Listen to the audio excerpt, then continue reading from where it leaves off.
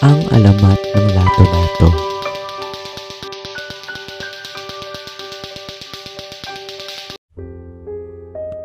Maingay, matinis at tila walang humpay na tunog. Ganyan mailalarawan ang magkapatid na si Lara at ang kanyang kuya na si Tonyo.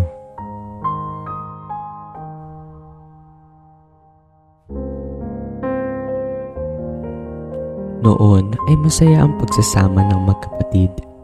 Ngunit nang namatay ang kanilang mga magulang ay tila nagbago ang lahat.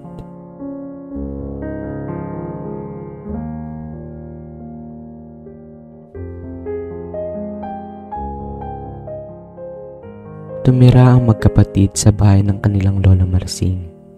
Si Lola Marsing ang tumayo bilang magulang ng dalawa.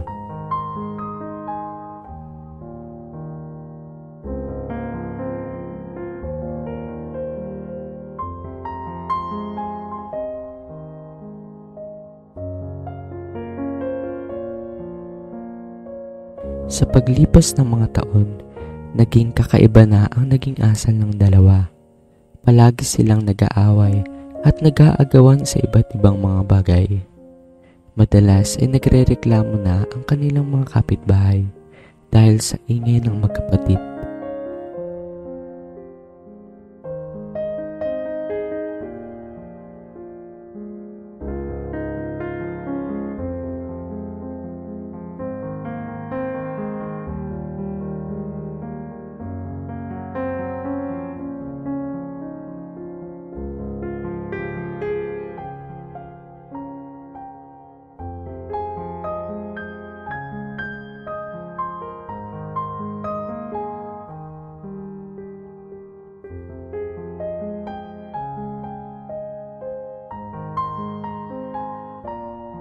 Hindi na alam ni Lola Marsing ang kanyang gagawin, kung kaya't isang araw napagdesisyon na nito na umalis ng kanilang bahay at iwanan ang dalawa.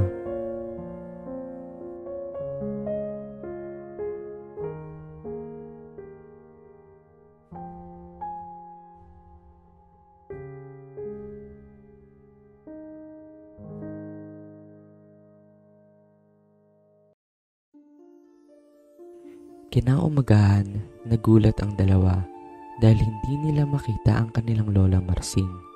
At dahil dito, nagtalo muli ang dalawa. Pilit ni Larang sinisisi ang kanyang kuya Tonyo at gayon din si Tonyo sa kanyang kapatid na si Lara.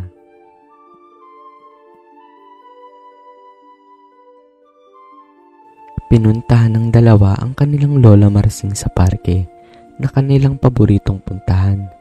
Sa pagbabakas sakali na naandun ang kanilang Lola Marsing. Ngunit wala ito doon.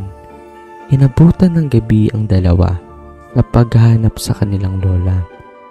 Dahil sa pagod sa paglalakad ay naupo ang dalawa at sila ay may nakitang dalawang bata na nag-aaway at kanila itong pinagmasdan.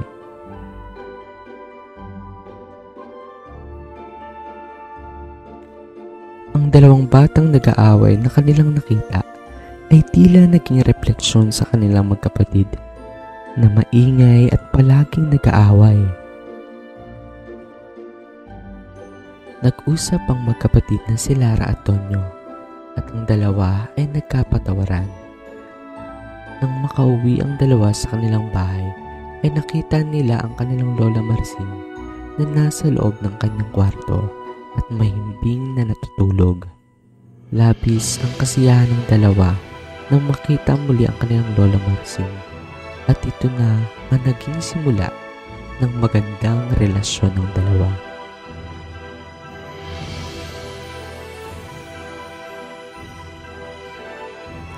Higit na naging matibay at masaya ang buhay ni Lara at Tonyo kasama ang kanilang Lola Marsing.